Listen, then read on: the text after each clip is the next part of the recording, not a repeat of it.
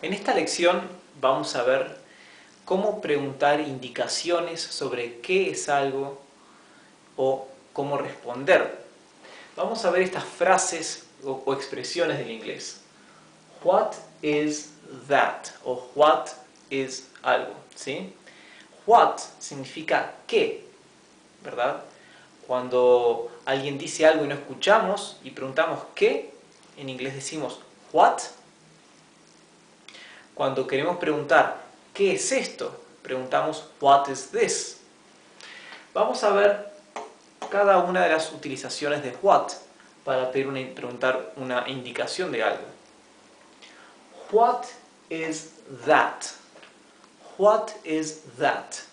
Fíjense en color verde la fonética para ver cómo se pronuncia. What is that? ¿Qué es eso?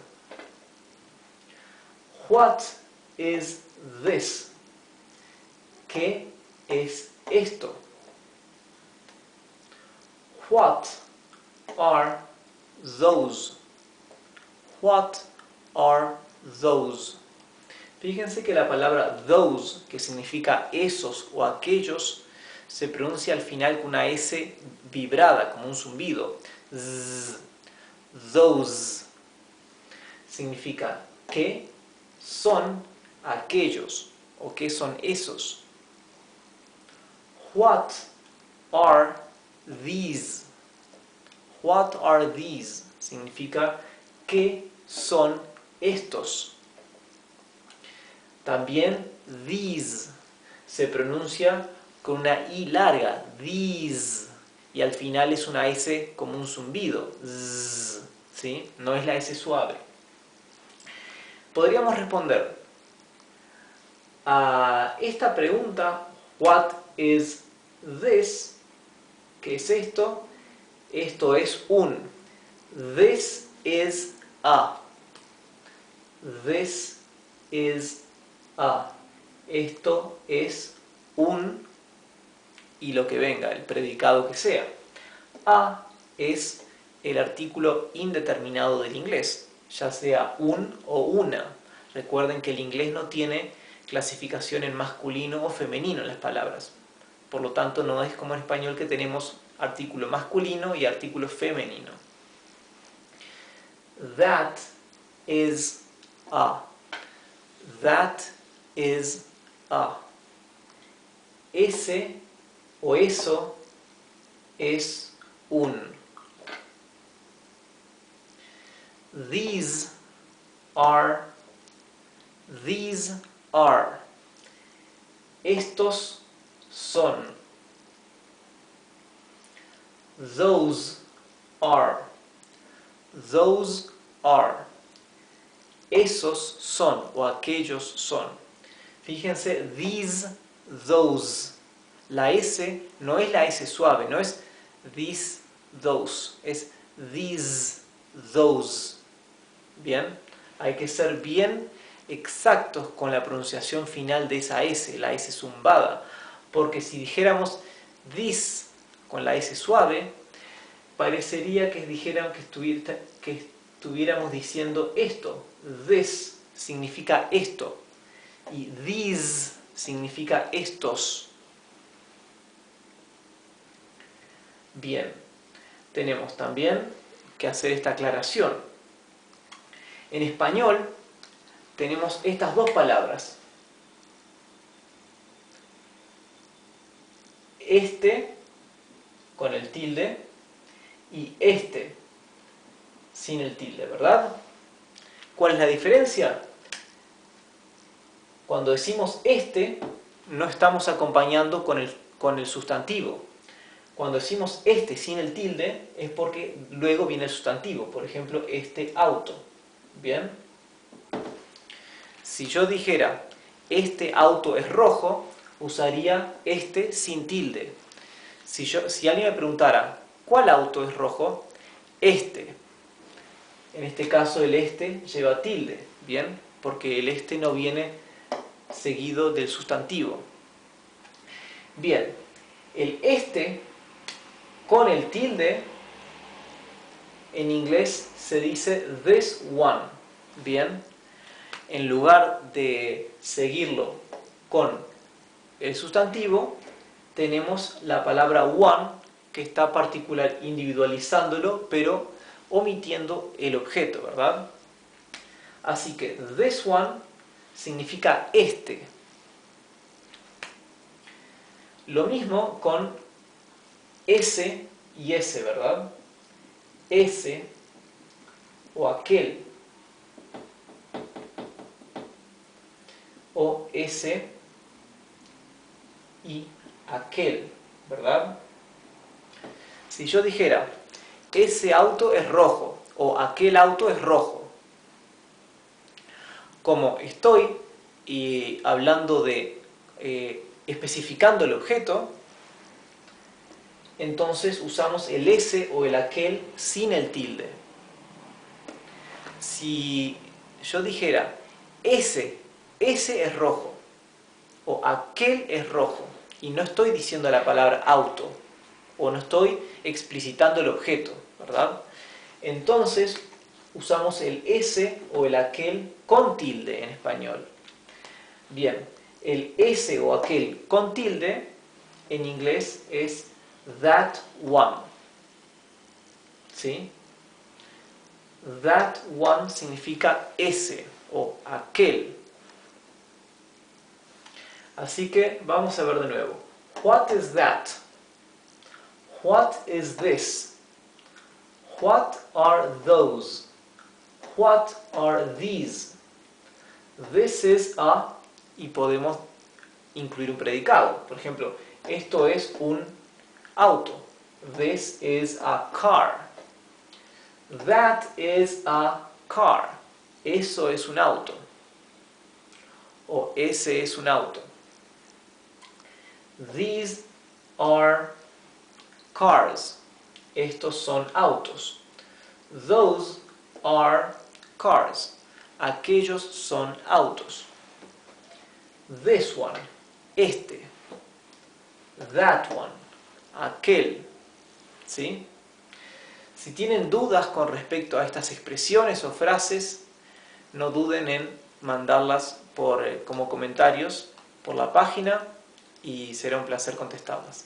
Nos vemos en la clase que viene. En esta clase les quiero enseñar un poco de vocabulario de aritmética en inglés. Vamos a ver los signos de aritmética, los nombres y algunos ejemplos para que vean cómo se utilizan. Vamos a empezar con el título, que es Arithmetic. Arithmetic significa aritmética. Fíjense cómo se pronuncia. Arithmetic. La TH aquí se pronuncia D. Recuerden que la TH puede tener dos pronunciaciones diferentes, ¿sí?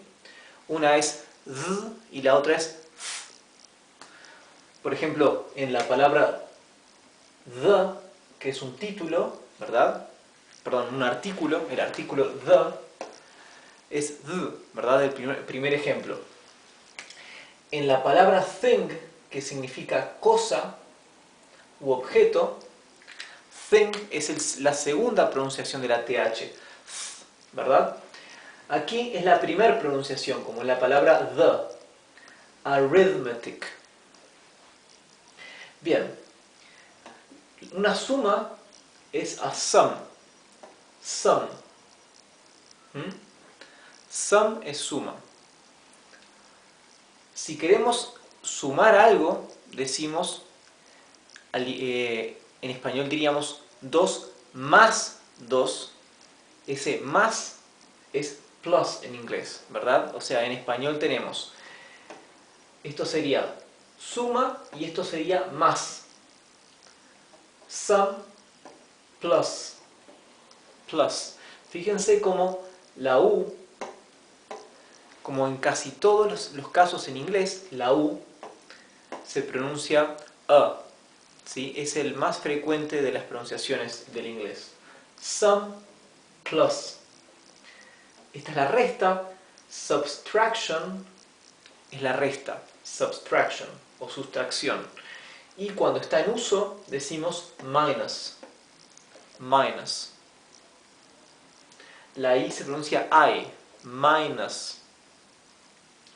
La multiplicación es multiplication. Multiplication.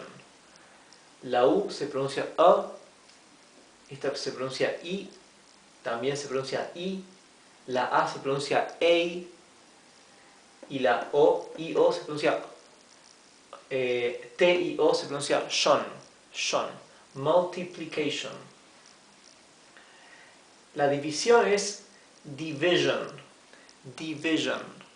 Fíjense que la S-I-O-N se pronuncia John. Y esta misma pronunciación la van a ver en todas las palabras, en todos los casos en que hay una S, una I y una O. John, ¿sí? Division. Y aquí es divided, cuando lo estamos aplicando. Divided significa dividido, ¿tá? Tanto dividido, tanto. Divided. El signo de igual es equal. Equal significa igual. Equal to es igual a. Y esto es raíz cuadrada, que es square root. La palabra square significa cuadrado o cuadrada y root es raíz. Recuerden que en inglés siempre el adjetivo va antes del sustantivo, por lo tanto esto es raíz cuadrada. El adjetivo antes y el sustantivo después. Vamos a ver estos ejemplos. 2 más 3 igual 5, en inglés diríamos 2 plus 3 is equal 5. Podemos decir is equal o simplemente equal, al igual que en español podríamos decir 2 más 3 igual 5 o 2 más 3 es igual a 5, ¿verdad? 4 times 5, fíjense, la multiplicación se dice times. 4 times 5 equal 20. 4 times 5 is equal 20. Bien, ya habíamos visto los números, habíamos aprendido los números en una clase anterior. El signo de menos, cuando estamos aplicándolo en una resta, se dice minus, ¿verdad? Como en español diríamos menos. 7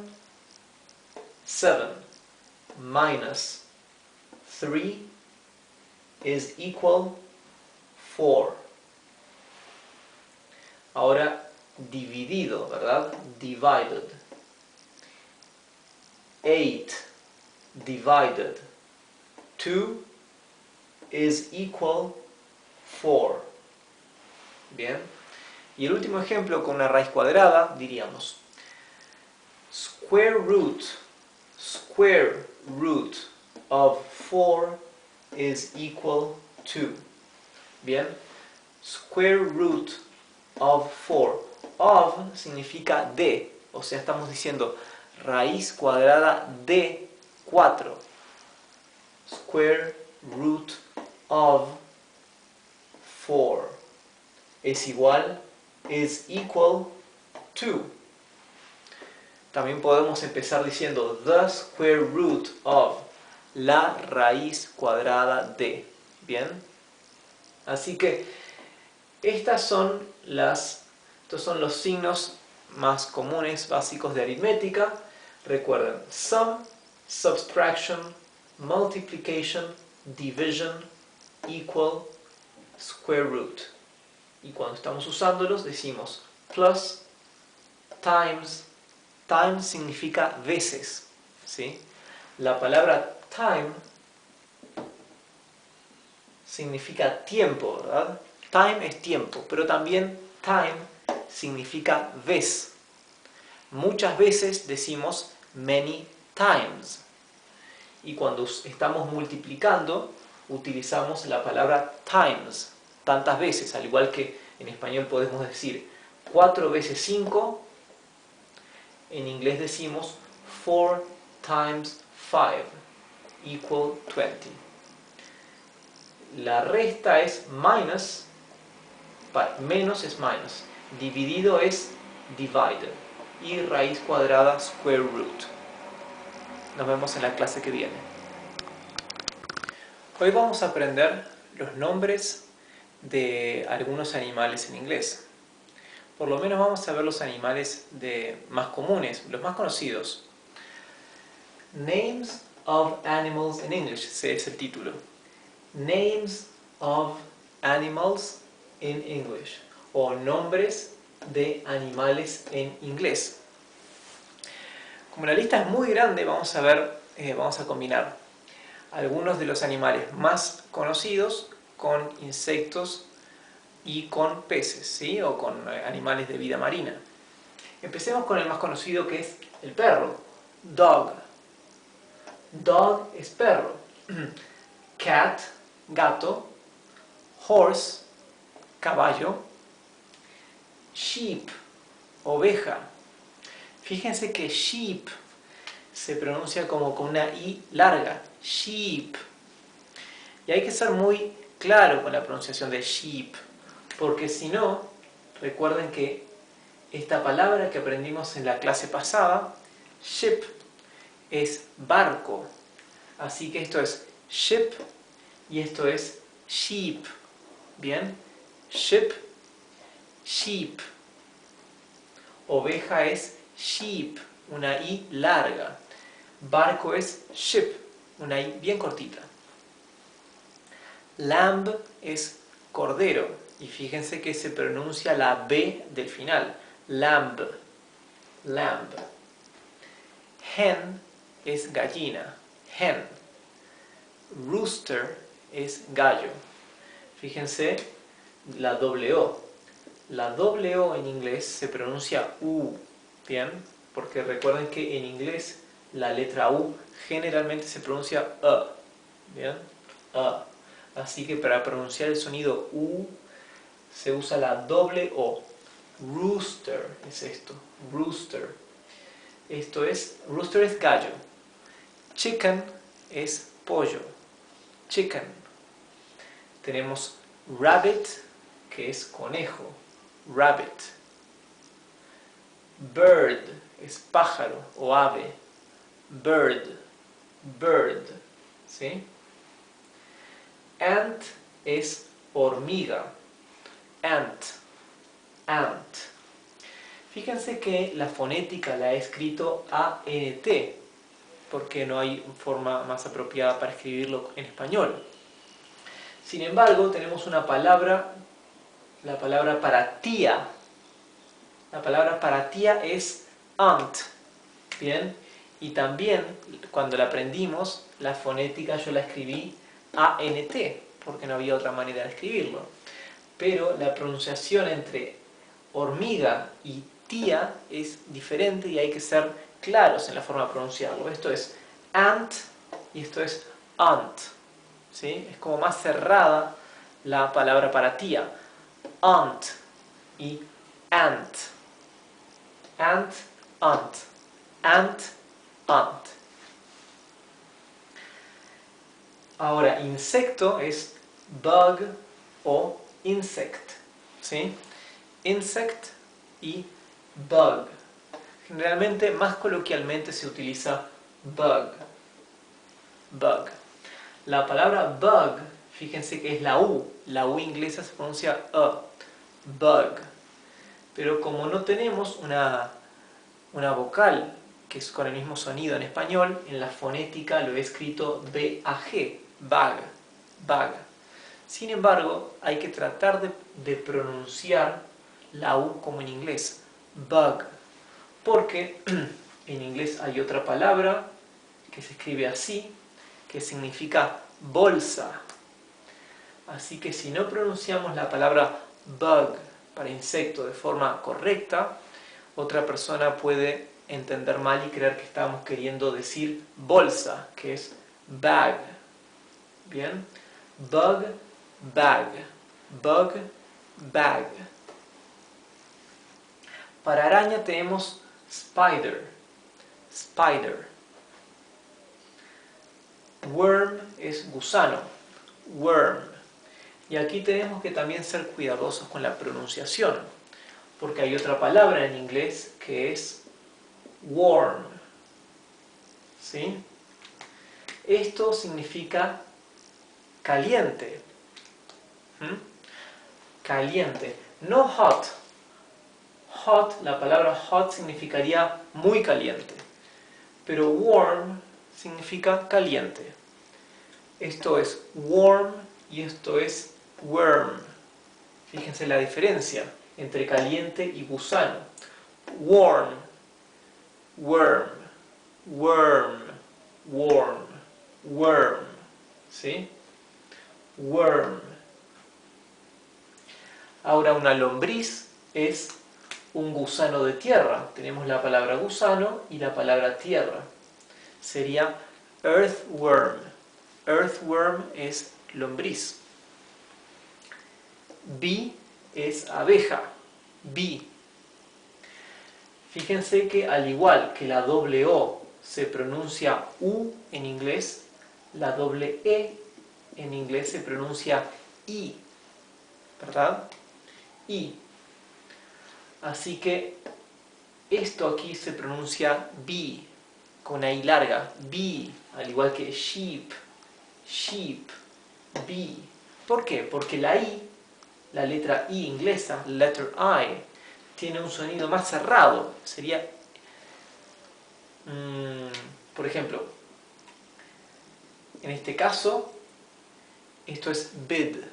No sería bid, sería bid, bid. En cambio, esto se lee bid, bid y bid. ¿Bien? Así que esto es bee, abeja. Fly es mosca. Fly. Fly también es el verbo volar. Mosquito es mosquito. Mosquito. Fish es pez o pescado, cualquiera de los dos. Fish. Para calamar tenemos squid. Squid. Squid. Y shrimp es camarón. Shrimp. Esto es un léxico más bien de restaurante, ¿verdad? Porque normalmente nosotros no vemos en la vida real squids ni shrimps vivos, ¿verdad? Squid y shrimp, calamar y camarón. Tenemos shark, que es tiburón, shark. Y tenemos whale, que es ballena, whale, whale. Dolphin es delfín, dolphin. Y la última, snake o serpent, es víbora o serpiente. Snake y serpent. Así que con esto terminamos de ver por lo menos algunas de las palabras para animales más conocidas. Así que nos vemos en la siguiente clase. En la clase pasada estuvimos aprendiendo los nombres de varios animales en inglés. Estuvimos viendo por lo menos los más comunes, los más utilizados, algunos insectos, peces, algunos animales marinos y varios de los animales domésticos y, bueno, los animales más comunes, ¿verdad? Ahora vamos a ver algunas oraciones utilizando estos nombres de animales, por lo menos algunos de ellos, ¿sí? El título es Names of Animals in English. Names of Animals in English. O sea, nombres de animales en inglés. Sentences. Sentences. Sentences son oraciones. Sentence, sin la S final, sentence es oración, el singular. Fíjense que la palabra names y la palabra animals, la S final que llevan, como casi siempre las S finales, no es la S suave, sino que es la S como de un zumbido. Zzz, ¿bien? O sea, names, animals, ¿bien? Así es como se pronuncia. Vayamos a la primera oración. En azul tenemos las oraciones en inglés, en verde la fonética y en negro tenemos la oración, la traducción de la oración al español. The dog of the neighbor barked the whole night. The dog of the neighbor barked the whole night. Significa, el perro del vecino ladró la noche entera, ¿sí? La noche entera. The whole night significa la noche entera. Whole significa entero, ¿sí? Así que neighbor es una palabra nueva que significa vecino. Don't play with the cat. Don't play with the cat. It can scratch you. It can scratch you. Don't play with the cat es no juegues con el gato. Él puede arañarte. Así que scratch es el verbo to scratch, el verbo arañar. You can take a bath at the sea. There are no sharks. You can take a bath at the sea. There are no sharks. Significa, tú puedes tomar un baño en el mar. No hay tiburones. Fíjense que there are significa hay. Hay, en plural. El hay en singular sería there is, ¿sí? Y el hay en plural son there are. No es la negación. Sharks son tiburones, así que sería no hay tiburones. There are no sharks. I stepped on an ant hole in the garden. These ants bite. Si recuerdan que la palabra ant es hormiga, ¿sí? Ant hole es hormiguero, es una palabra compuesta por la palabra ant, que es hormiga, y hole, que significa agujero. Así que I stepped on an ant hole in the garden. These ants bite. Stepped es el pasado del verbo to step, pisar. On es sobre. Ant hole, hormiguero. Garden es jardín. Y to bite, el verbo to bite es morder. Así que sería, yo pisé sobre un hormiguero en el jardín.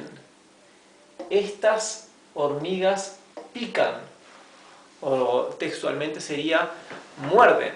En inglés se dice que las hormigas muerden, pero en español decimos que pican, ¿verdad? Fíjense que el artículo indeterminado, que es a, ¿verdad? La letra a es la palabra a, que es artículo indeterminado en inglés. Sin embargo, cuando el sustantivo que sigue al artículo indeterminado a, cuando empieza con a, con la letra a, como es el caso de ant hole, para que no quede a ant hole, se le agrega la letra n, que ven aquí, ¿sí? Quedaría an ant hole. ¿Bien? Algo parecido a lo que se hace con i, cuando decimos i, no decimos i hijos, decimos e hijos, ¿verdad?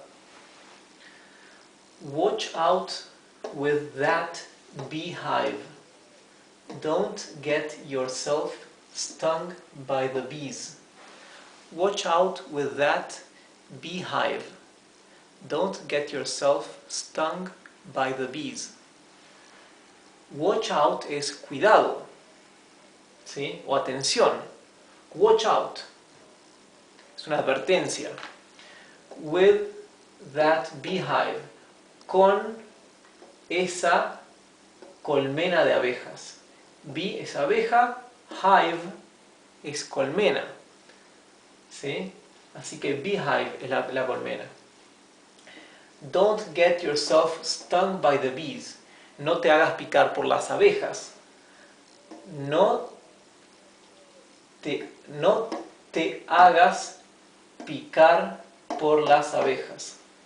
Sería, no te hagas picar por las abejas. En realidad, get no es el verbo hacer, sino conseguir. Sería como no consigas que te piquen las abejas. The lake is full of fish. Let's go fishing. The lake is full of fish. Let's go fishing. El lago está lleno de peces. Vamos de pesca. Go fishing es ir de pesca. O sea, let's go es let's. Es lo que es como es el imperativo para nosotros, para la primera persona del plural. O sea, let's go es vamos. Let's eat es comamos. Let's run es corramos. O sea, siempre que vamos a usar el imperativo para nosotros, para la primera persona del plural, usamos en inglés let's, la palabra let's, que viene del verbo to let, permitir. ¿Sí? Permitámonos ir de pesca, sería la forma textual. Pero en realidad, let's sería como un verbo auxiliar para formar el imperativo para nosotros. ¿Sí? Así que el lago está lleno de peces. Vamos de pesca. Fishing es de pesca. I'm going inside. There are too many flies and mosquitoes here. I'm going inside. There are too many flies and mosquitoes here. Yo estoy yendo adentro, o me voy para adentro. There are es hay, acuérdense, hay en plural. Hay demasiados moscas y mosquitos aquí. O sea, me voy para adentro porque hay demasiadas moscas y mosquitos aquí. Recuerden que too many significa demasiados. Too many. There are es hay. Flies, así, es el plural de la palabra fly, que es mosca. Y la palabra here significa aquí. Es el opuesto a la palabra there, que significa allí. Así que going, fíjense que going es el gerundio del verbo to go, el verbo ir. En esta clase vamos a volver a ver fonética y pronunciación en inglés. El título es Pronunciation. Pronunciation. Vamos a ver algunas palabras difíciles del inglés, que en realidad estas palabras son palabras muy comunes y muy utilizadas en el inglés, pero que presentan alguna dificultad, especialmente para hispanohablantes, en cuanto a la pronunciación. Y eso es lo que vamos a limar hoy para que puedan ver cómo se debe pronunciar, y esto les va a servir para futuras palabras y poder de a poco ir practicando la pronunciación de algunos sonidos que son más difíciles. Vamos a ver, en azul he escrito la palabra en inglés que vamos a practicar. En verde aquí, debajo de cada palabra, la fonética de la forma más sencilla para que puedan reproducirla. Y aquí les voy a explicar cómo pronunciar lo que sea lo más idéntico posible al inglés. Bien, primero hablemos un poquito de la R inglesa. La R es R, ¿bien? ¿Cómo reproducimos el sonido R de la R inglesa? Traten de pronunciar la L, la letra L. la L. Ven que la punta de la lengua está un poco hacia atrás y apoyada en el paladar, ¿verdad? Ahora traten de despegar un poco la L y que no toque el paladar. ¿Verdad? Ese sonido que se produce es la R del inglés. Ahora tratemos de decir rucksack con la R inglesa. ¿Bien? O sea que es como una L, pero despegamos la lengua del paladar. Bien, la primera palabra que les quiero hacer pronunciar es season. Season. ¿Por qué es difícil esta palabra? La palabra season significa estación o temporada. Las 4 estaciones son the 4 seasons. La dificultad de la palabra season es que la segunda S se pronuncia como la S zumbada o vibrada, zzz, ¿verdad? O sea, la primera S se pronuncia zzz, la segunda S se pronuncia zzz, ¿bien? Season. Así que tienen que primero tratar de reproducir zzz, zzz, ese sonido y luego separar esto en las 2 sílabas. La primera, digamos, si, ¿verdad? Con la S suave, si. Y la segunda, zon, season. Aquí el sonido de la S zumbada lo he diferenciado con una Z y una H. Y la O se pronunciaría con un sonido intermedio entre lo que sería una O y una E. Season, season. Traten de buscar un sonido intermedio entre esas 2 vocales, la O y la E, y podremos pronunciar esta palabra correctamente. Season. ¿Bien? Una particularidad. ¿Cuándo podemos saber la S? ¿Cuándo se pronuncia con el sonido suave y cuándo se pronuncia con el sonido fuerte? Bien. La S, cuando está entre 2 vocales, como es el caso aquí, como es el caso aquí, ¿sí? Como es el caso aquí, como es el caso aquí, y como es el caso aquí, cuando la S se encuentra entre 2 vocales, se pronuncia zzz, como un zumbido, ¿sí? Así, siempre. Cuando la S no está entre 2 vocales, ya sea esté entre una vocal y una consonante, no creo que haya entre 2 consonantes, pero cuando no está entonces entre 2 vocales, siempre se pronuncia ss, la S suave, como la del español. Pero cuando está entre 2 vocales, se pronuncia zzz. ¿Bien? Otro ejemplo que vamos a ver también de cuándo se pronuncia la S zzz, como un zumbido es en el final de una palabra. Vamos a borrar primero esto. Cuando la S se encuentra al final de una palabra, por ejemplo,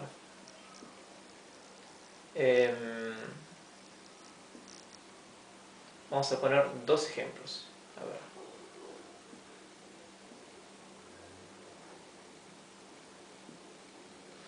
Y lo primero que se me ocurrió en palabras que tienen una S al final son palabras en plural. No quiere decir que no haya palabras en singular que no tengan S al final, pero lo que me vino a la cabeza primero fueron estas palabras. Todas estas palabras son plurales. Si le quitamos la S tenemos el singular. La palabra farms significa campos o estancias, ¿sí? O haciendas, farms. Cats, cats son gatos. Shoes, shoes son zapatos, el plural, ¿verdad?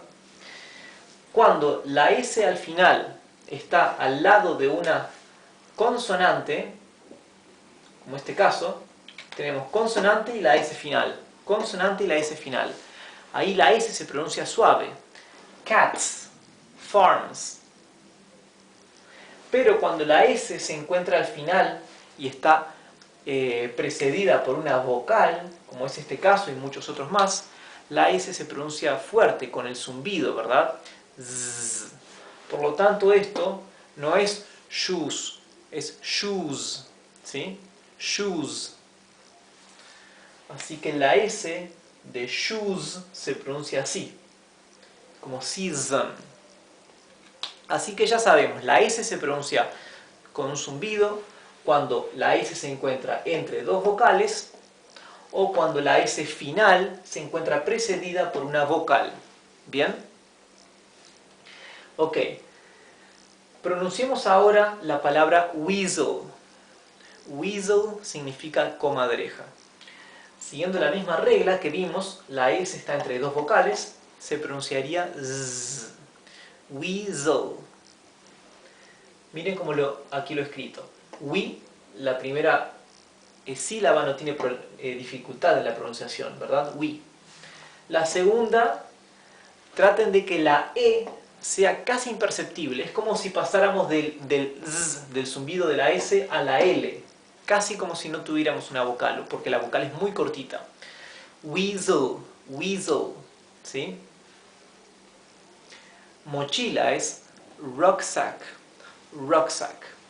Aquí la S no se encuentra entre dos vocales. Por lo tanto, la S se pronuncia S, la S suave, ¿verdad? Ahora, la R, recuerden pronunciarla como la L, pero separen la lengua del paladar. Rucksack, rucksack, rucksack, rucksack. Si les cuesta decir rucksack, divídanlo en sílabas. Rucksack. Ruck se pronunciaría como un entremedio de una A y una E. Ruck, que es el sonido típico de la U, ¿verdad? La palabra para sábana es sheet. Y es una palabra engañosa porque si no pronuncian esto bien, sheet, con una I, como si fuera una I larga, sheet. Si no pronuncian bien, estarían pronunciando esta que es una palabrota, ¿verdad? Por lo tanto, hay que ser cuidadosos cuando pronunciamos la palabra para sábana o para sábanas. Sheet o sheets, ¿sí? Por eso aquí lo he escrito con dos I, para que sepan que es una I larga, sheet. Siempre que tenemos la doble E, sabemos que se pronuncia con una I larga, sheet. Miser, tacaño. El mismo ejemplo de la S entre medio de dos vocales. Miser, z, z, miser. Si les cuesta la pronunciación, traten de separar bien las sílabas. Miser. ¿Bien? Ahora, hay muchas palabras en inglés que terminan con la terminación T-I-O-N. T-I-O-N siempre se pronuncia shon, shon, así. S-H, sh, shon, shon, ¿sí? Un ejemplo es la palabra revolution, revolution. Así que cuando vean la T, la I, la O y la N al final de cualquier palabra, o en el medio o al principio, sepan que esto no se lee tion. Tion está mal, es shon. Así que vamos a leer esto de vuelta, es revolution. ¿Bien? Esta palabra también representa dificultad para los hispanohablantes por la misma razón que dijimos cuando hablamos de la S.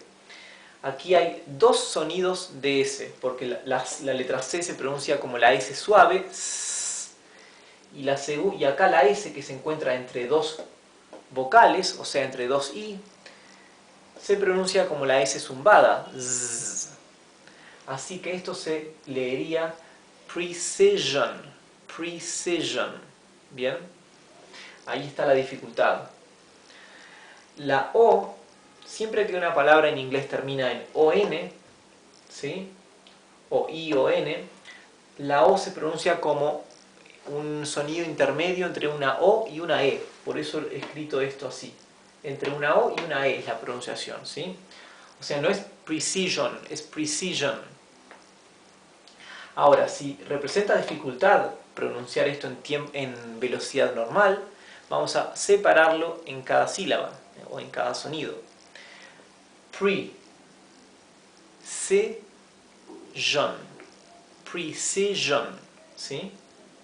Fíjense que la E suena más como una I que la I, porque esto es pre y luego es C. Precision, precision, ¿bien? Acá es S y acá es Z.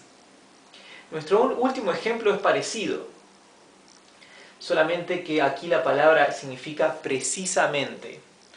Todas las palabras en inglés que terminan así, con li, en español son las que terminan en mente, ¿verdad? Rapidly, rápidamente. Slowly, sería despacio, porque no existe despacio-mente en español, ¿verdad? Así que esta palabra, precisely, tiene la misma dificultad que la palabra precision, solamente que enseguida después de la S, la E es muda aquí, entonces el sonido que le sigue es la L. Precisely. ¿Bien? Aquí tenemos. Aquí con ZH estoy representando el sonido Z, zumbado. Vamos a separarlo en sílabas. ¿Bien? Y tenemos las tres sílabas aquí. Precisely. Perdón. Se lo separaríamos así en sílabas. Precisely.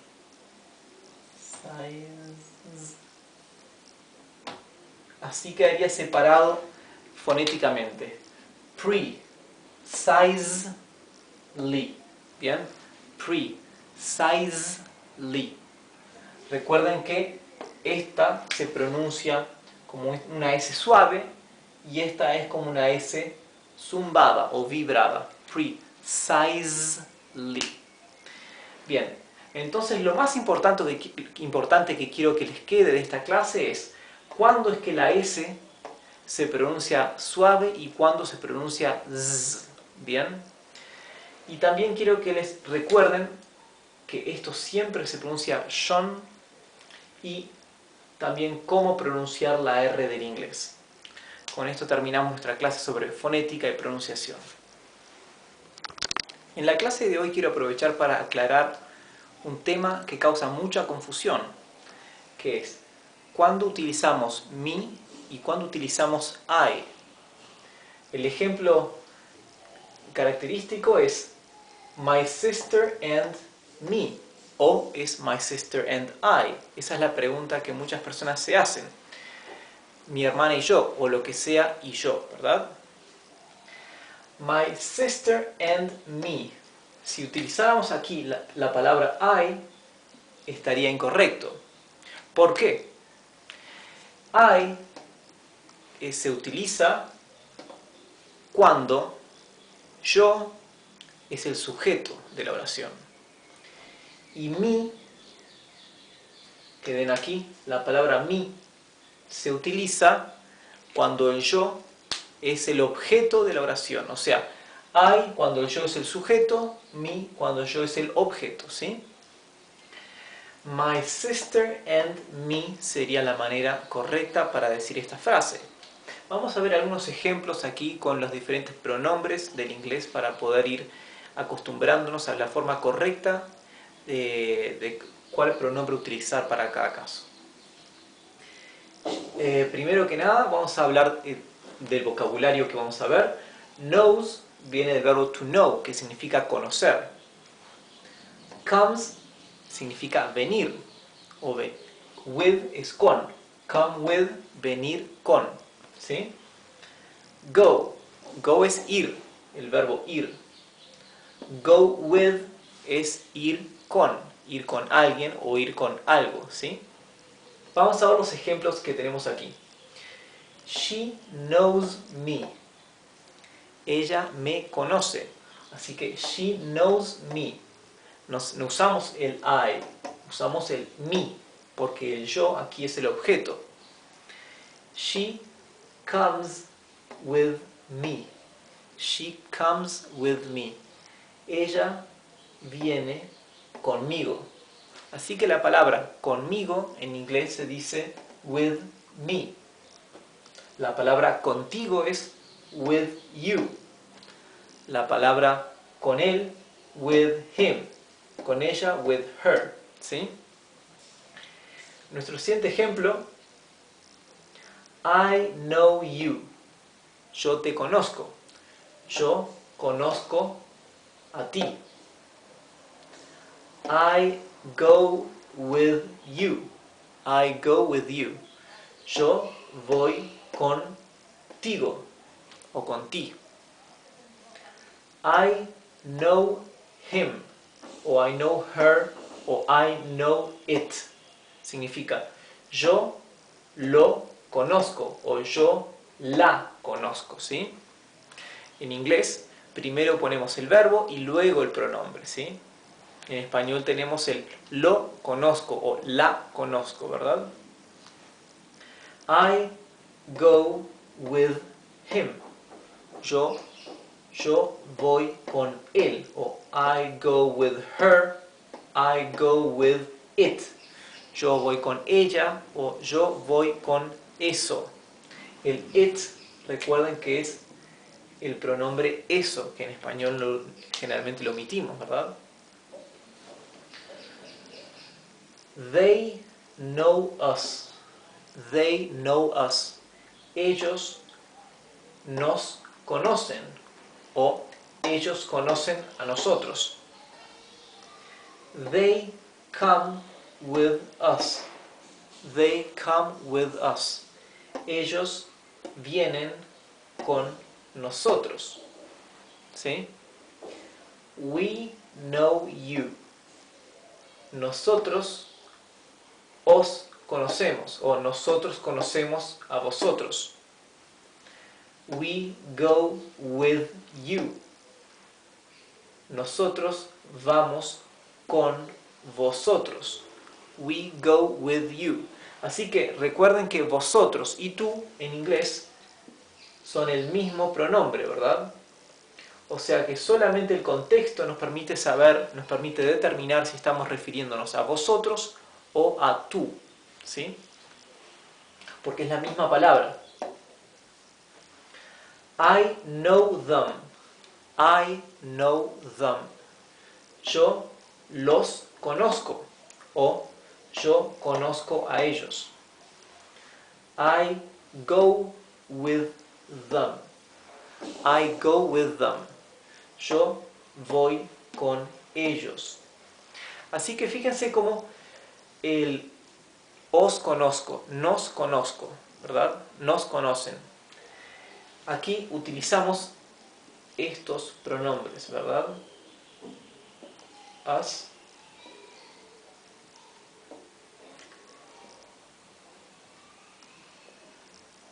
y you, y aquí you. O sea que los pronombres se mantienen con excepción de el yo, que de I pasa a ser me, y la tercera persona del singular, que es he, que pasa a ser him, she, que pasa a ser her, y it, que se mantiene igual, ¿sí? Los demás pronombres se mantienen idénticos. You queda you, us, no, este cambia. We pasa a ser us, ¿verdad? We significa nosotros, pasa a ser us, que significa nuestro, que significa nos. You queda igual y them queda igual. Así que recuerden, en la confusión típica, cuando no sabemos si usar me o I, piensen en esto, el yo, ¿es el sujeto o es el objeto? Si es el objeto, utilizamos el me. Si el yo es el sujeto, utilizamos el I. Espero que con esto haya podido aclarar la confusión típica, esta del inglés. Y si tienen alguna duda, no duden en mandármela por comentario, por email o en YouTube. Nos vemos. En esta clase vamos a ver una lista de palabras que son muy importantes en el idioma inglés porque son las palabras utilizadas para indicar una pregunta, ¿sí? Cuando vimos el tema de preguntas e oraciones interrogativas en inglés, les mencioné cómo en inglés para armar una oración en pregunta necesitamos intercambiar el orden del verbo, ¿verdad? El verbo y el sujeto van intercambiados con respecto a lo que sería una oración aseverativa, ¿verdad? Que no sea una pregunta. Entonces, cuando comenzamos a leer la oración, ya vemos que está intercambiado el sujeto y el verbo. Entonces, apenas comenzamos esa oración ya sabemos que es una pregunta. Por eso en inglés, a diferencia del español, no necesitamos el signo de interrogación para abrir la pregunta, ¿verdad? En inglés solo utilizamos el final. En español, en cambio, no invertimos el orden de las palabras para una pregunta. Por eso necesitamos abrir el signo de interrogación para que la persona que lee sepa inmediatamente que tiene que cambiar la entonación porque es una pregunta, ¿verdad? Así que en inglés, cuando empezamos una oración en pregunta, invertimos el sujeto y el verbo y también utilizamos un verbo auxiliar, ¿verdad? Que generalmente es el verbo to do o el verbo to will, en caso de que sea una pregunta en tiempo futuro, ¿verdad? Así que estas dos indicaciones que les mencioné son las que nos indican en inglés que estamos leyendo una pregunta. Pero hay otro caso más, y es cuando la pregunta, cuando la oración comienza con alguna de estas palabras. Cuando la oración comienza con estas palabras, todas las demás los demás casos que les di, el caso del verbo y el sujeto que cambian de lugar, o el caso de los verbos auxiliares que denotan pregunta, todo eso deja de ser necesario, porque solamente la utilización al comienzo de la oración de cualquiera de estas palabras ya nos indica inmediatamente que estamos ante una pregunta. Por esto estas palabras son importantísimas, y cada una de estas tiene traducción al español, porque nosotros en español también las tenemos. Pero en inglés tiene la particularidad de que casi todas comienzan con la letra W. La única excepción es esta última, ¿verdad? Por lo tanto, a este grupo de palabras se las conoce como las W words. W words. ¿Por qué? Porque W significa W o W en inglés. Por lo tanto, se las conoce como las palabras W o W, refiriéndose a las palabras que denotan, que indican preguntas. Vamos a ver cada una de ellas y vamos a leerlas y pronunciarlas en inglés. Why es ¿por qué? Why. When, ¿cuándo? When. Who, ¿quién? Who. Whence significa ¿de dónde? Whence. Whence. Where. Where significa ¿dónde? Where. Whither. Whither significa ¿hacia dónde? Whither. What. What significa ¿qué? What. Which. Which significa ¿cuál? Which. Y how. How significa ¿cómo? How. Fíjense que esta es la única palabra que no empieza con W. Sin embargo, esta es la única que no empieza con el sonido, ¿verdad? O sea, esto en vez de ser which, siguiendo el sonido inicial de todas las demás, esto es which, ¿verdad? Y no confundan esta palabra con la palabra with. Esto no indica pregunta. Esta palabra significa con. La palabra con. With. Y esto es which. ¿Sí? También whither y with. ¿Verdad? Palabras diferentes. Así que leamos de vuelta. Why, when, who, whence, where, whither, what, which, how. Estas son 10, ¿no? 1, 2, 3, 4, 5, 6, 7, 8, 9 palabras que son muy utilizadas en inglés porque son las palabras para indicar las preguntas.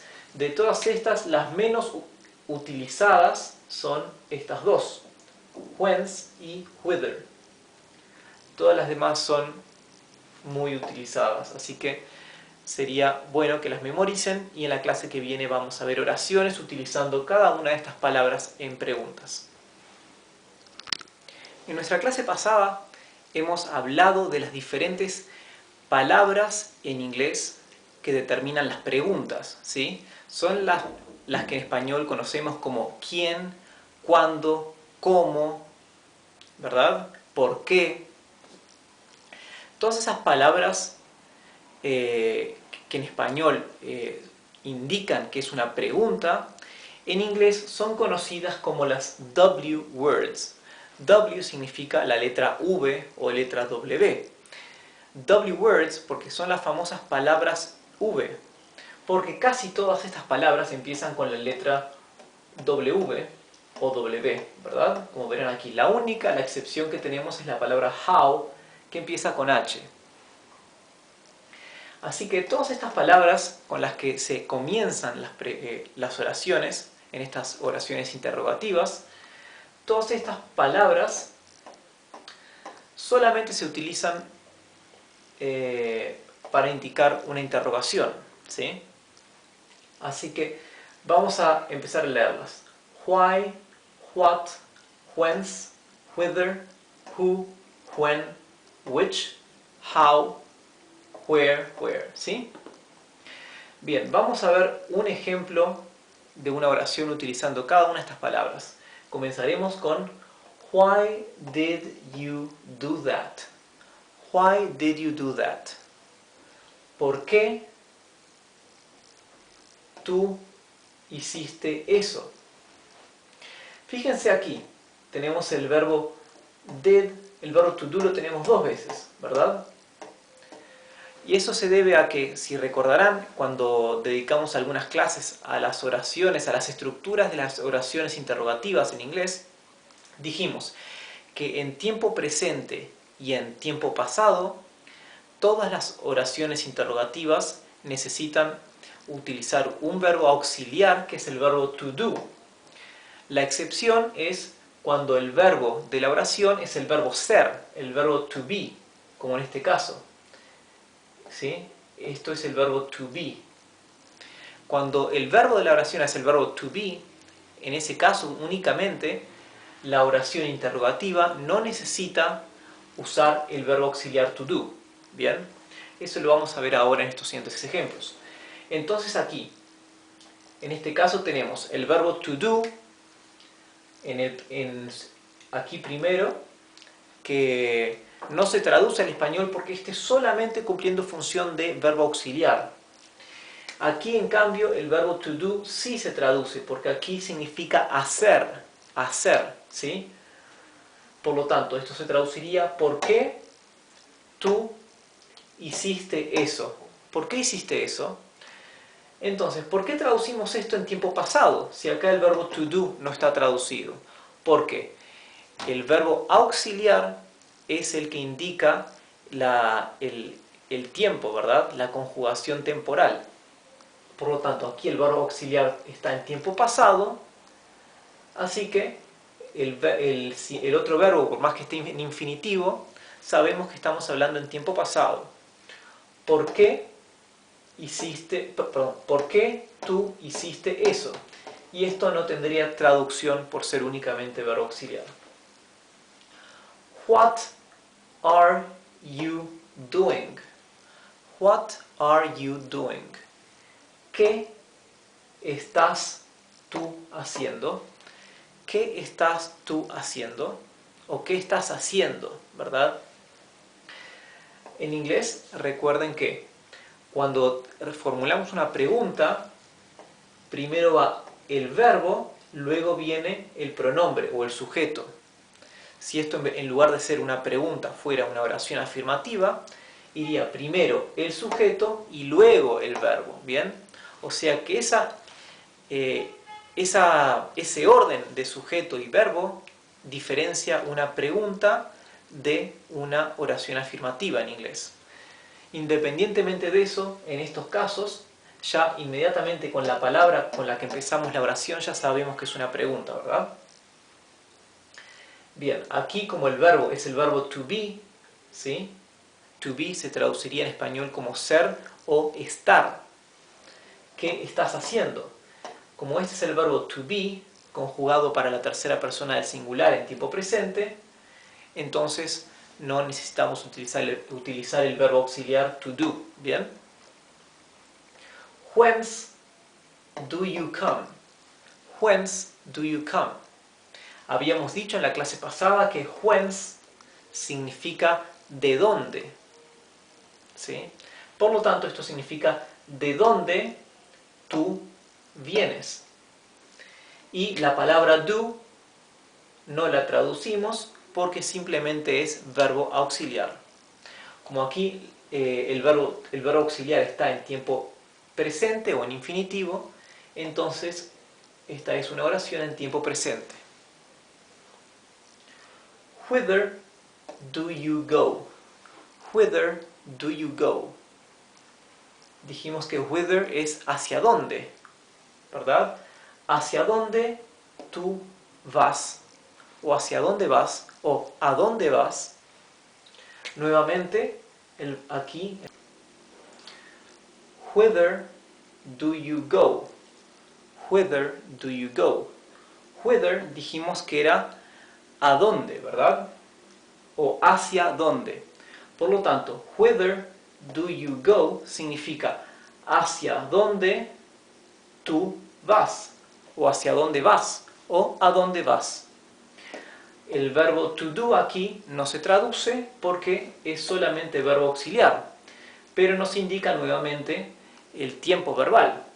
Por lo tanto, el verbo to do acá está en infinitivo, en tiempo presente, y sabemos entonces que esta oración está en tiempo presente. Who are you with? Who are you with? Who es quién, ¿verdad? Por lo tanto, ¿quién tú estás con? ¿Quién tú estás con? Fíjense bien la estructura de esta oración. Esto es una oración interrogativa, por lo tanto, el sujeto y el verbo están invertidos, cambiados de lugar. Si esto fuera una oración afirmativa, primero iría el sujeto you, que quiere decir tú, y luego vendría el sujeto, perdón, el verbo, que es el verbo to be, are, ¿sí? Pero como es una pregunta, primero va el verbo, después va el sujeto. Y por supuesto, antes que todos ellos viene la palabra de pregunta, que en este caso es la palabra quién, la palabra who, ¿sí? Luego viene cualquier otra palabra que queramos agregar, en este caso la palabra con, que es with. Por lo tanto, who are you with significa con quién estás. Y recuerden bien y entiendan, traten de analizar bien la estructura de esta oración, que si lo traducimos al español parece muy entreverado, pero es la estructura típica de cómo se elabora una pregunta en inglés.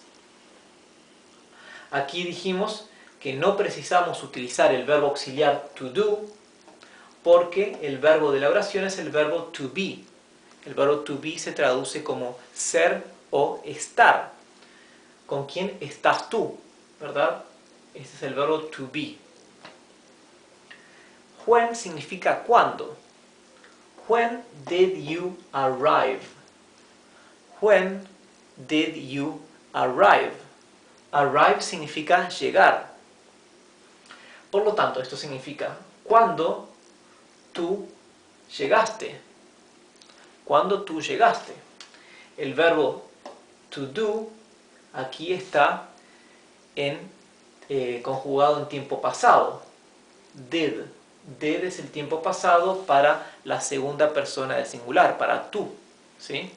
Por lo tanto, aunque el verbo to do no lo traducimos porque es solamente un verbo auxiliar, sin embargo nos indica que esta oración está en tiempo pasado. Cuando llegaste, ¿sí?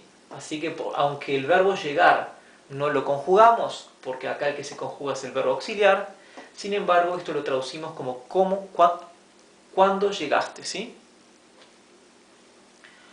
Which one do you prefer? Which one do you prefer? ¿Cuál tú prefieres? ¿O cuál prefieres? Which significa cuál. La palabra one significa uno. Pero cuando ponemos which one, estas dos palabras juntas significan cuál, haciendo referencia a cuál entre varios, ¿verdad? Tenemos muchos y la pregunta es cuál entre varios o entre todos, ¿sí? Así que nuevamente el verbo to do no lo traducimos al español, pero sabemos que esta pregunta está en tiempo presente porque el verbo to do está en infinitivo o tiempo presente, que es lo mismo, ¿sí? Por lo tanto, esto se traduciría which one, estas dos palabras se traducirían como cuál tú prefieres, ¿sí? La palabra how, dijimos en la clase pasada que significa cómo. Así que how did you do it significa cómo tú lo hiciste, ¿sí?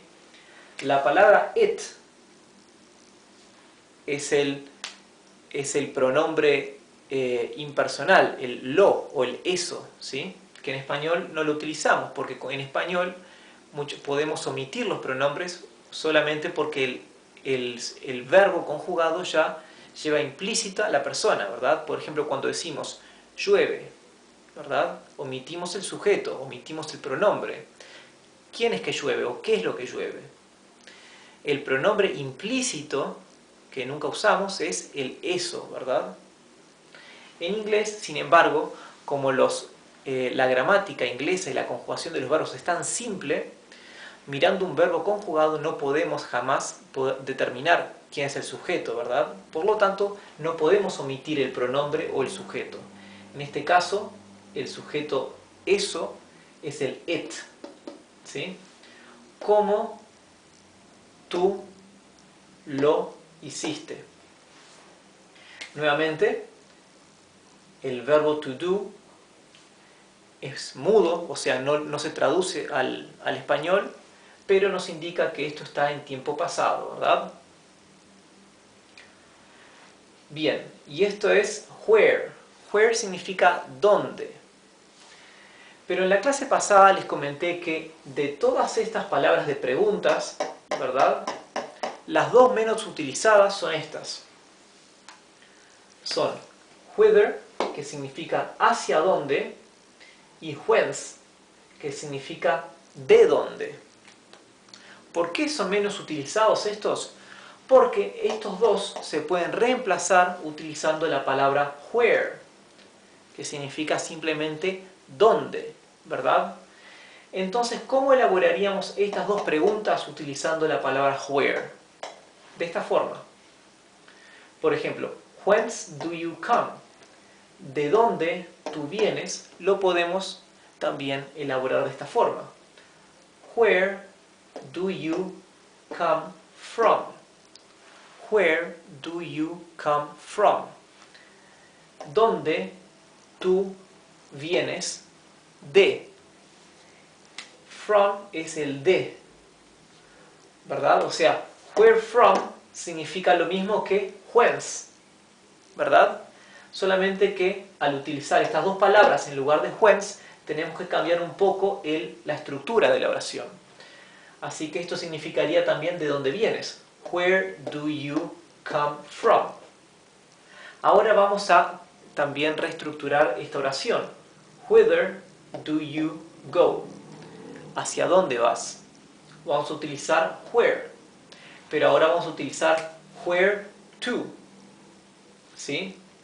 Dijimos que where from era de dónde y where to significa a dónde o hacia dónde. Así que diríamos, where are you going to? ¿A dónde estás yendo tú? Sería, ¿dónde estás tú yendo? ¿Sí? Aquí, ¿por qué no utilizamos el verbo auxiliar do? ¿Verdad? Que estuvimos utilizando casi siempre. El verbo to do no lo utilizamos porque el verbo de esta oración es el verbo to be, ¿verdad? Porque estamos utilizando el gerundio. Going, recuerdan que esta terminación, ing, significa yendo, yendo, es el gerundio. Entonces, en español, cuando usamos el gerundio, yo estoy yendo. Estamos utilizando el verbo auxiliar estoy, estar, ¿verdad? Yo estoy yendo. En inglés, ese verbo auxiliar es el verbo to be, que está aquí. Por eso no necesitamos utilizar el verbo to do. Así que esto se traduce ¿dónde estás tú yendo? A. O ¿a dónde estás yendo? ¿Sí? Bien. Where, por lo tanto, tiene más utilizaciones que whence y que whither. Porque where sirve para reemplazar estos dos. Y también podemos simplemente preguntar, where are you? ¿Sí? ¿A dónde estás? Where are you? En esta clase vamos a hablar de las palabras que se llaman false friends. False friends significa falsos amigos, ¿sí? False friends. Y se refiere a las palabras que son muy parecidas a palabras de nuestro idioma, pero que no significan lo que parece a primera vista, ¿verdad? Entonces, que son palabras que se prestan a la confusión muy fácilmente. La lista es enorme y vamos a empezar con las más comunes y luego en algunas clases siguientes vamos a seguir agregando más false friends a nuestra lista. False friends son palabras que tenemos que tener en cuenta porque muchas veces las escuchamos o las vamos a traducir o las empleamos y estamos creyendo que tienen un significado que no es el verdadero. Así que vamos a empezar. El título, English False Friends. English False Friends. Fíjense en color verde la fonética para ver cómo se pronuncia cada palabra. La primera palabra es actual. Actual. Actual significa real o efectivo, mientras que la palabra para decir actual en inglés sería current. ¿Bien? O sea, actual no significa actual. Current significa actual. Actual significa real o efectivo. Del mismo modo, actually, que es un adverbio, significa realmente. ¿Sí? Mientras que si quisiéramos decir actualmente en inglés, diríamos nowadays o at present. ¿Sí? Eso significa actualmente. Actually es una de las palabras que más se confunden cuando se traduce al español, porque en muchos libros o notas o artículos, cuando aparece actually en inglés, se traduce incorrectamente como actualmente, cuando se debería traducir como realmente. Otro false friend muy típico es eventual e eventually. Eventual no significa eventual. Eventual significa definitivo o posible. Mientras que la palabra para decir eventual sería casual o incidental. ¿Sí? Por lo tanto, eventually se usa para decir finalmente o también para decir tarde o temprano alguna cosa, ¿sí? Ahí decimos eventually, ¿sí? Tarde o temprano sucederá algo, eventually something will happen. La palabra para decir eventualmente sería by chance o possibly, ¿sí? To advertise. To advertise. Esta palabra no significa advertir. este verbo, el verbo to advertise, significa publicitar algo o anunciar, ¿sí? Anunciar, un anuncio publicitario, por ejemplo, ¿sí? To advertise. Mientras que la palabra para decir advertir es to warn. Warn es advertir. To achieve. Achieve. Fíjense que esta combinación de letras, la I con la E, se pronuncia I, una I larga. Así que esto es to achieve. Por eso aquí lo he escrito con doble I latina, para que sepan que se pronuncia con una I larga. Achieve. Achieve no significa archivar. La palabra, el verbo para decir archivar es el verbo to file, ¿sí? Que a la vez file no significa fila, significa archivo o archivar.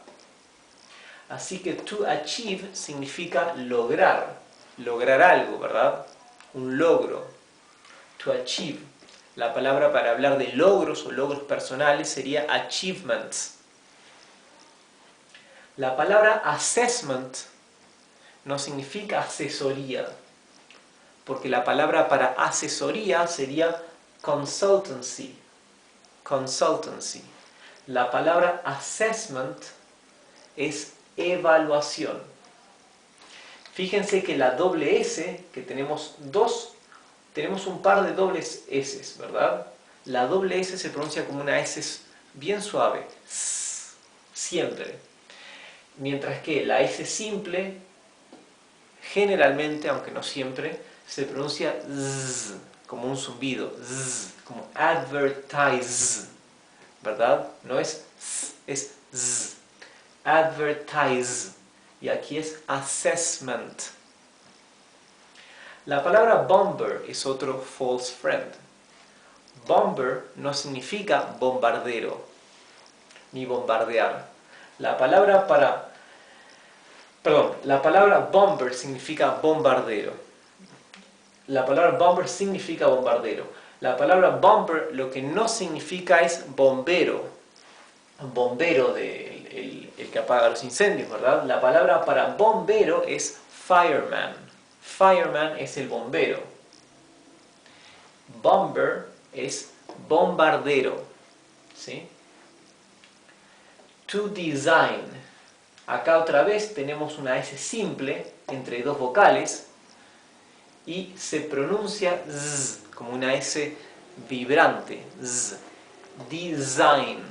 To design no significa designar. To design significa diseñar, mientras que la palabra para decir designar sería to designate o to appoint. Y acá tenemos dos false friends que son más comunes y también son más susceptibles a ser confundidos. La palabra fin, F-I-N, no significa fin, ¿verdad? La palabra para decir fin, ¿verdad?, del final de alguna cosa es end. La palabra end es el fin. Al final de un libro o de una revista tenemos el fin. En inglés decimos the end. Así que la palabra fin es aleta. La aleta de un tiburón, la aleta de un pez. These are the fins. Fins, aletas. Y fin, aleta. Fíjense que la I se pronuncia más cerrada que la I del español. No es fin, es fin. Es una I más cortita y más cerrada. Y la última es form, con una O bien larga. Form.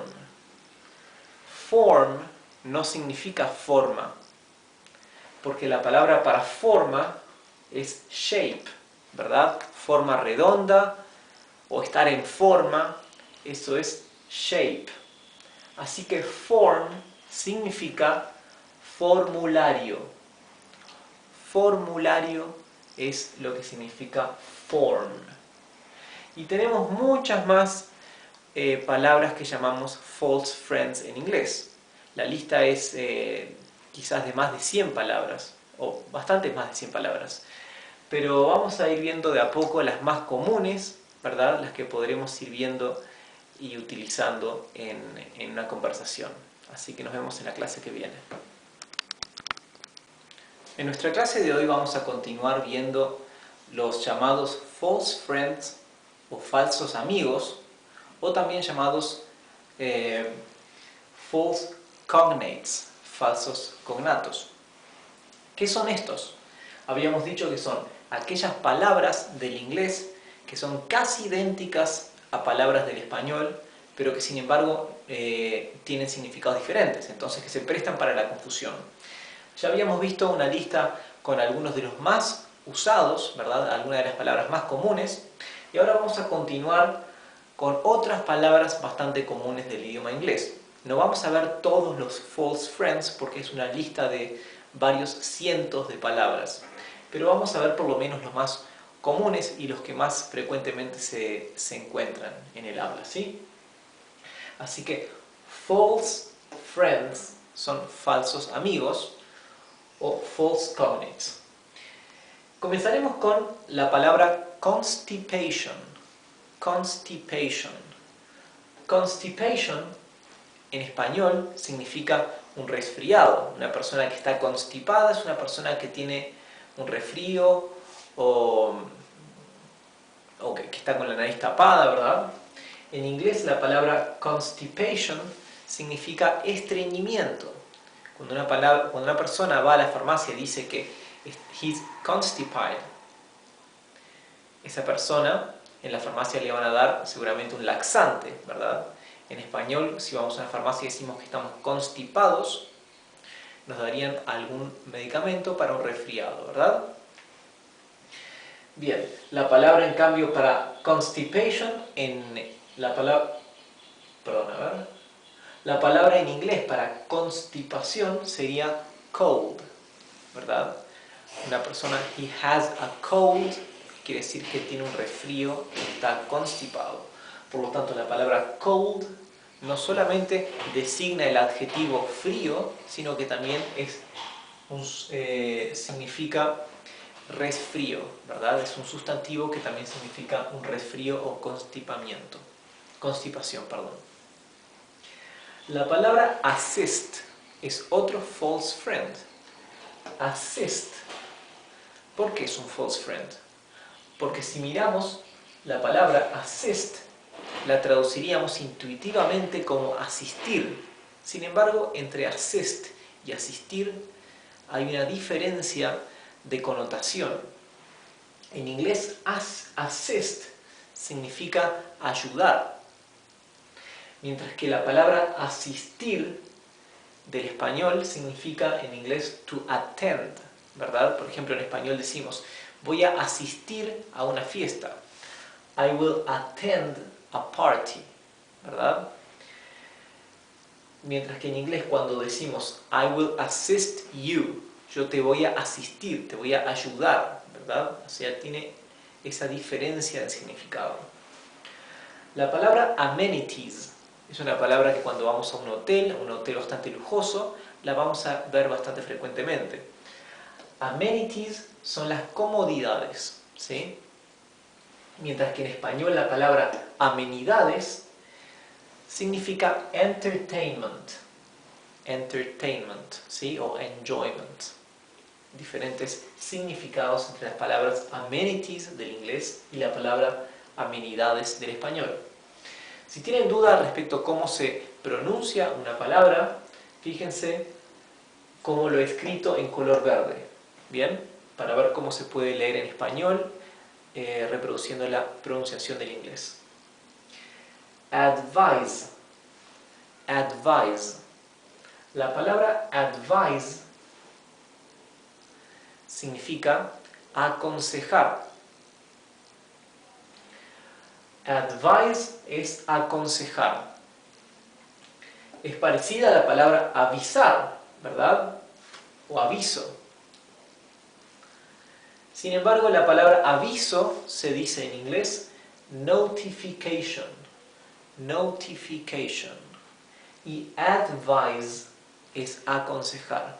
Advise tiene también otro sentido en el sentido de informar y notificar. Sin embargo, el uso más común de la palabra advise es para designar aconsejar, ¿sí?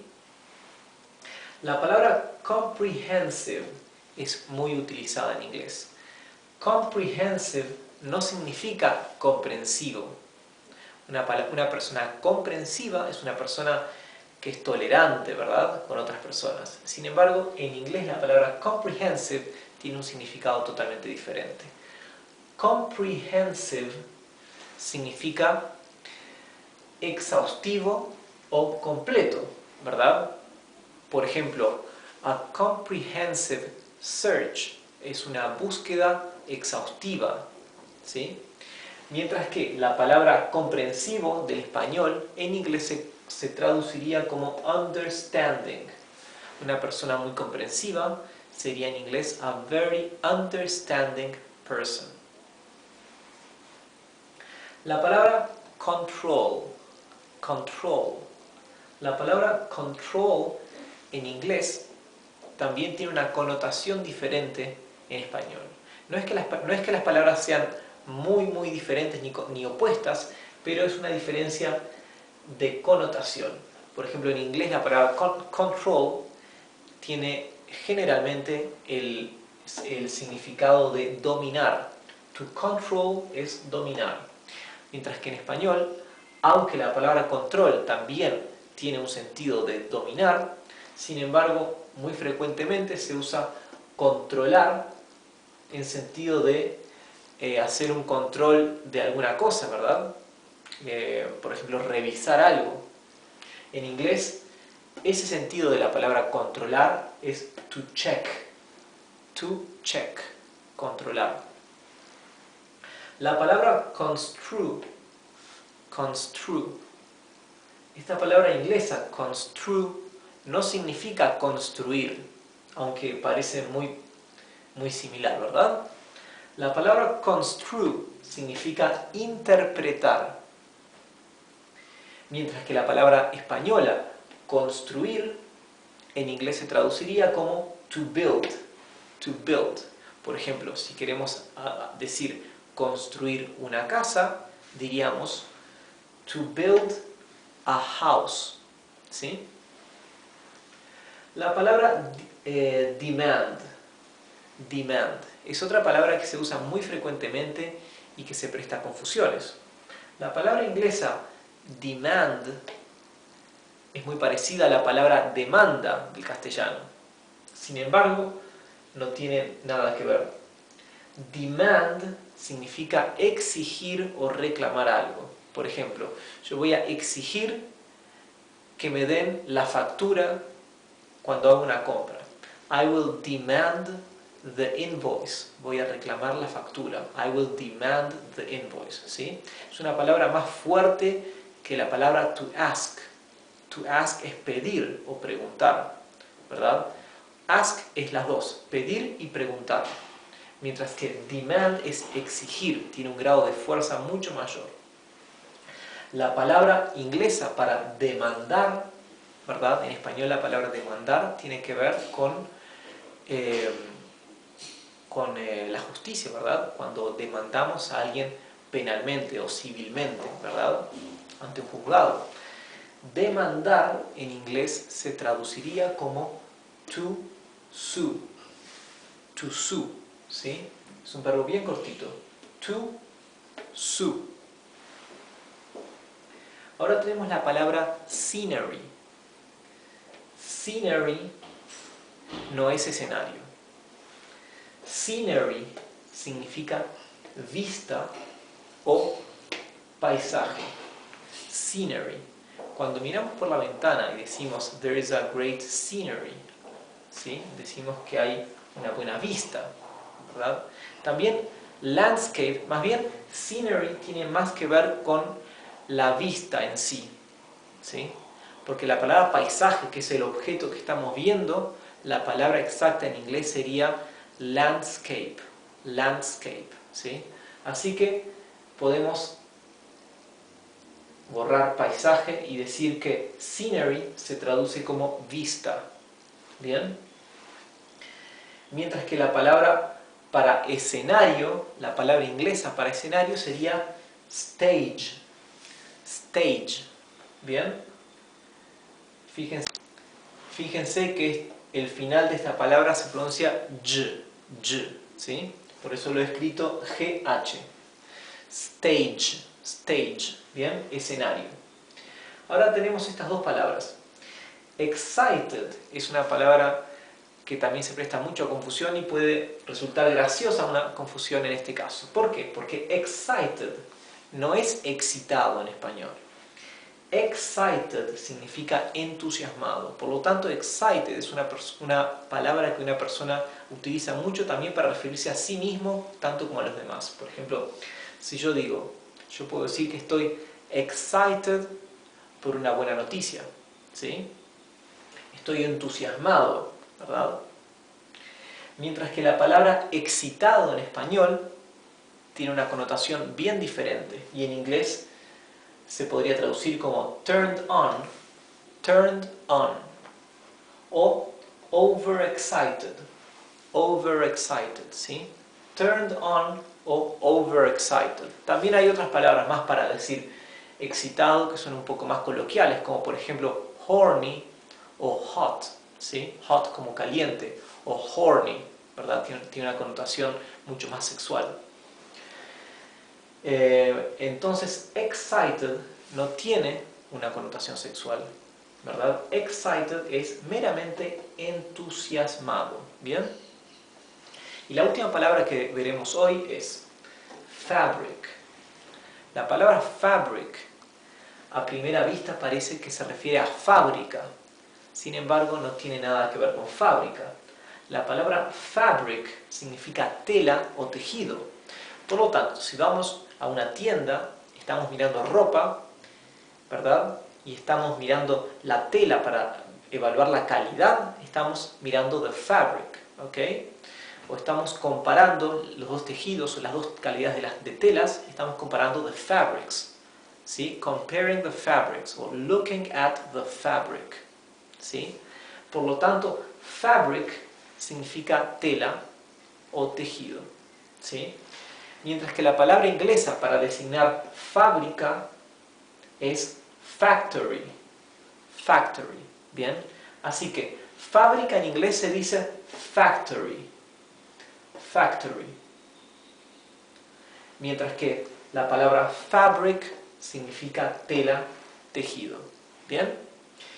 Estas son solo algunas de las más utilizadas palabras que llamamos false friends o false cognates, y nos quedan algunas más también de las que podremos ver más frecuentemente, así que dedicaremos una clase más a este tipo de palabras llamadas falsos amigos. Nos vemos en la clase que viene. Hoy vamos a continuar viendo false friends o falsos amigos, ¿verdad? Son las palabras del inglés que son casi idénticas a palabras del español, pero que tienen significados diferentes.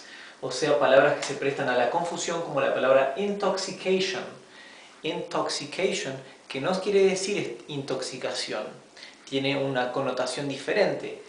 Intoxication tiene que ver con embriaguez o con estar drogado, ¿sí? Con estar bajo el efecto de estupefacientes. Eso es intoxication. Mientras que la palabra intoxicación del español, que tiene que ver con cuando comemos algo que nos cae mal, en inglés se llama poisoning. Poisoning. Poisoning viene de la palabra poison. Poison significa veneno. Así que poisoning vendría a ser literalmente envenenamiento. Sin embargo, la palabra inglesa poisoning se utiliza no solo para envenenamiento de veneno, sino también cuando estamos intoxicados por alguna cosa que hemos comido en mal estado o alguna cosa que nos cayó mal, aunque no esté en mal estado, ¿verdad? Así que podemos decir que la palabra intoxication se traduce como embriaguez o estar bajo el efecto de estupefacientes, y que la palabra española intoxicación se traduce en inglés como poisoning. Poisoning, ¿sí? Ahora la palabra inhabitable. La palabra inhabitable también se presta fácilmente a la confusión. ¿Por qué? Porque inhabitable se escribe igual que la palabra española inhabitable. Sin embargo, significa totalmente lo opuesto. Inhabitable quiere decir que es habitable, que es algo que es habitable o que es apto para ser habitado, ¿sí? Mientras que la palabra española inhabitable en inglés es uninhabitable, ¿sí? Lo que hacemos es agregar el prefijo un, ¿sí? Un, que es el que cumple la misma función que el in del español, ¿sí? Uninhabitable sería no habitable o inhabitable. Del mismo modo, la palabra inhabited significa habitado, mientras que la palabra inhabitado, la palabra española inhabitado o inhabitada, en inglés se diría uninhabited. Agregamos el prefijo un. Uninhabited es inhabitado inhabited es habitado. ¿Bien? Otra palabra que se presta a confusiones es la palabra injure. Injure. Esto se pronuncia injure. Fíjense que esta J, la J del inglés se pronuncia y, ¿sí? Y. En español lo transcribí con una G y una H, porque en español no tenemos ese sonido y. Injure, ¿sí? Y esta U se pronuncia como un sonido intermedio entre una E y una A, o sea, es injure. Injure significa lastimar. To injure es lastimar. O an injure también es una lastimadura, una herida. Y no tiene nada que ver con la palabra injuria del español, que en inglés se traduciría como insult. Insult. Insult. Otra vez la U se pronuncia entre una A y una E. Insult. Del mismo modo, la palabra injured. Injured no significa injuriado. Injured significa herido o lastimado, ¿sí? Injured. La palabra introduce es una palabra muy común y frecuentemente utilizada en inglés. Introduce significa presentar. Por lo tanto, cuando nosotros vamos a presentar algo a alguien o cuando vamos a presentar a alguien a otra persona, en inglés utilizamos la palabra introduce. O cuando nos vamos a presentar ante alguien, por ejemplo, decimos let me introduce myself. Permítame presentarme. Let me es permítame, introduce myself, presentarme, ¿sí? Así que introduce es presentar. Entonces, ¿cómo se dice en inglés la palabra introducir? La palabra introducir en inglés se dice to insert. Insert, ¿sí? Lecture. Lecture. La palabra lecture no quiere decir lectura. La palabra lecture significa conferencia. Mientras que la palabra española lectura se traduce como reading. Reading. El hecho de leer, una lectura, en inglés es un reading. Y a lecture es una conferencia. Otra palabra muy utilizada y que se presta a confusión es la palabra library. Library. Library. Es una de las palabras inglesas que vienen del latín, ¿verdad? Porque library no viene de la raíz book, que es libro en inglés, sino que viene, library, tiene algo más que ver con biblos, ¿verdad? Que era libro, ¿verdad? Library no quiere decir librería. Library quiere decir biblioteca, ¿verdad? O sea, biblioteca es donde vamos nosotros a leer libros, mientras que una librería es donde vamos a comprar los libros. Así que library es donde vamos a leer los libros, una biblioteca. Entonces, ¿cómo se dice una librería? Una librería se dice bookshop, o sea, tienda de libros. Bookshop es librería. La palabra misery. Misery. Misery significa tristeza. Y no tiene la connotación que tiene la palabra miseria del español, que tiene que ver con indigencia, ¿verdad? Con pobreza. Miseria en inglés se traduciría como poverty. Poverty, si se refiere a indigencia material, o misfortune. Misfortune, si se refiere a un estado de desgracia, ¿sí? Fíjense que la palabra misery, la S no se pronuncia s, como la S suave del español, se pronuncia como la S zumbada.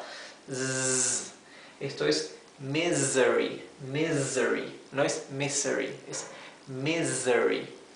Así que la S, cuando la S se encuentra entre dos vocales, como en este caso entre la I y la E, esa S se pronuncia siempre como un zumbido, como una abeja. Z. ¿Bien? Misery. Así que recuerden, si la S se encuentra sola entre dos vocales, se pronuncia Z.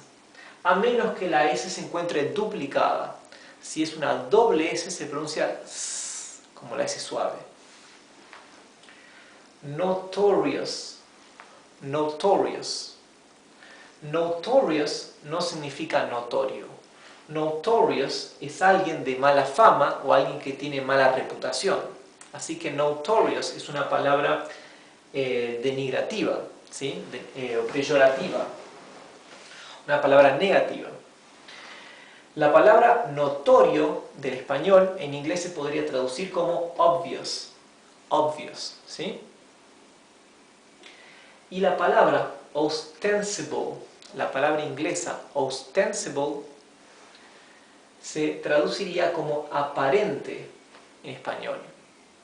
Mientras que la palabra ostensible se traduce en inglés como obvious también, ¿sí? Así que ostensible no es ostensible. Ostensible es aparente. Y ostensible sería something obvious, ¿sí? Si tienen dudas con la pronunciación, fíjense en color verde como he escrito la fonética. Acá, por ejemplo, casos como este, donde he escrito una B y una L, es porque no quiero que pronuncien una vocal entre esas dos consonantes. Quiero que suene como una B y una L, pero bien pronunciadas. Por ejemplo, en esta clase les voy a presentar algunos false friends más. No estamos viendo, les recuerdo, la lista entera de false friends, que son demasiados, pero estamos viendo los false friends más comunes, los más utilizados y los que más frecuentemente podemos encontrar y que nos pueden confundir. False friends dijimos que son aquellas palabras que son casi idénticas a las del español, pero que tienen significados diferentes. Por ejemplo, la palabra professor, la palabra inglesa professor, no significa exactamente profesor, porque professor es un catedrático o un profesor universitario, ¿sí? Mientras que la palabra española profesor es alguien que enseña, ya sea en clases particulares o alguien que enseña en un liceo, en una secundaria o también en una universidad. Es una palabra más genérica. La palabra profesor del español en inglés se traduciría como teacher, teacher. Mientras que la palabra inglesa professor es catedrático. La palabra inglesa recipient, recipient. Recipient significa destinatario. Recipient es una palabra que utilizamos cuando vamos al correo, ¿verdad? Y vamos a escribir el destinatario, ¿verdad? En la carta que vamos a enviar. El destinatario es el recipient, the recipient. Mientras que la palabra recipiente en español En inglés se dice container. Container. Container es un recipiente para colocar alguna cosa dentro, ya sea agua o cualquier objeto, es a container. La palabra preservative. Preservative es una palabra que la podemos leer cuando leemos los ingredientes de algún producto que compramos en un supermercado, cuando compramos alimentos, ¿verdad? Preservative es conservante, así que cuando miramos los ingredientes en algún alimento que vamos a comprar, the preservatives son los conservantes, y a veces leemos que dice no preservatives, significa sin conservantes. La palabra inglesa para preservativo es condom, ¿sí? O sea que preservative no se traduce como preservativo, son palabras diferentes. La palabra refrain, refrain, refrain, tiene dos significados en inglés. Significa abstenerse, ¿sí? Refrain from doing something. Abstente de hacer tal cosa, de hacer algo. To refrain. Pero eso es refrain como verbo, pero refrain también es un sustantivo. Ahora, refrain como sustantivo significa estribillo, el estribillo de una canción, por ejemplo. En cambio, la palabra refrán en español, aunque es parecida, significa algo diferente. Refrán en español, en inglés se dice saying. O sea, cuando hablamos de un refrán, por ejemplo, más vale pájaro en mano que sin volando, ¿verdad? Eso es un refrán del español. O en boca cerrada no entran moscas. Refrán es un saying, a saying en inglés.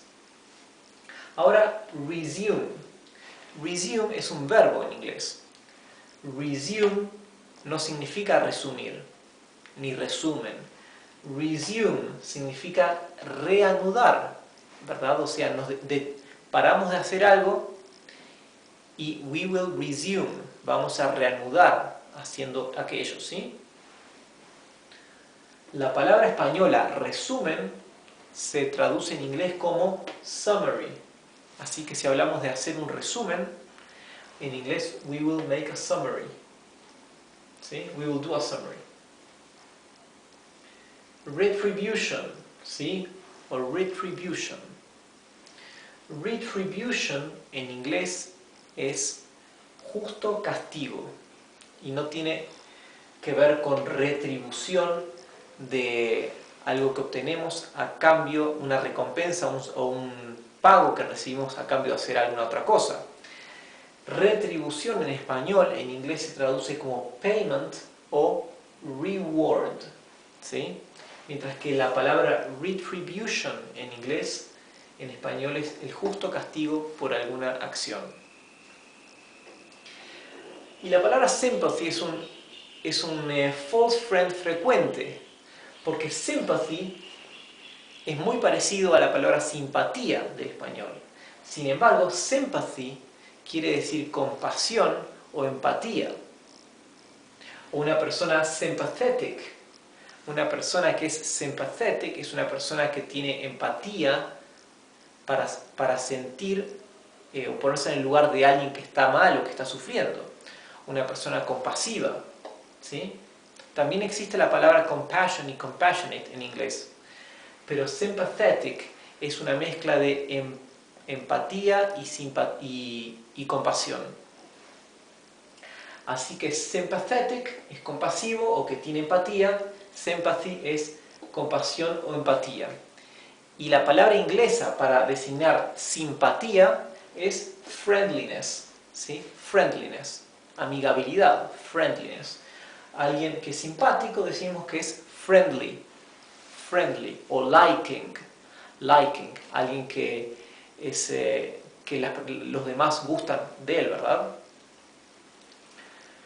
La palabra suburb, esta es una palabra, sobre todo en Estados Unidos, es una palabra muy común que se utiliza cuando las personas dicen que viven en los suburbs, ¿sí? Suburb, cuando escuchamos la palabra suburb, I live in the suburb, yo vivo en the suburb. ¿Qué es esto? Suena a suburbio, sin embargo, tiene un significado diferente. Suburb es un barrio periférico, ¿verdad? O sea, que está fuera de la ciudad. Son los barrios más tranquilos, los barrios residenciales, los barrios más bonitos, ¿sí? O sea, tiene el significado opuesto a lo que es en español la palabra suburbio, ¿verdad? Suburbio es todo lo contrario a un barrio bonito residencial. Suburbio viene a ser los barrios más bajos, los barrios más carenciados, ¿verdad? En inglés la palabra suburbio se dice slum, slum, ¿sí? Slum es suburbio, o también peyorativamente en muchos países, sobre todo en Estados Unidos, se le dice ghettos también. Pero la palabra correcta es slum para suburbio. Y la palabra inglesa suburb es un barrio periférico, generalmente barrios residenciales tranquilos y bonitos. La palabra morose, morose, morose, que es un adjetivo, no significa moroso, ¿verdad? Morose significa malhumorado, una persona que malhumorada, una persona que es huraña, taciturna, ¿sí? Morose. Mientras que la palabra española, que se parece a esta, que es moroso, es un adjetivo que designa a alguien que no paga sus cuentas, que no paga sus deudas, ¿verdad? En inglés, moroso se dice defaulting, defaulting, defaulting, o que está en default, ¿sí? Y la última palabra que veremos es extravagance, extravagance. Extravagance parece extravagancia, pero no significa lo mismo. Extravagance en inglés se utiliza generalmente para designar un lujo excesivo o un derroche de algo, ¿verdad? Derroche de dinero, una persona que vive en un lujo exagerado. Eso es extravagance. Mientras que en español la palabra extravagancia tiene que ver con rareza, algo extraño, exagerado, ¿no? En inglés, extravagancia se dice strangeness, strangeness, que viene de la palabra strange.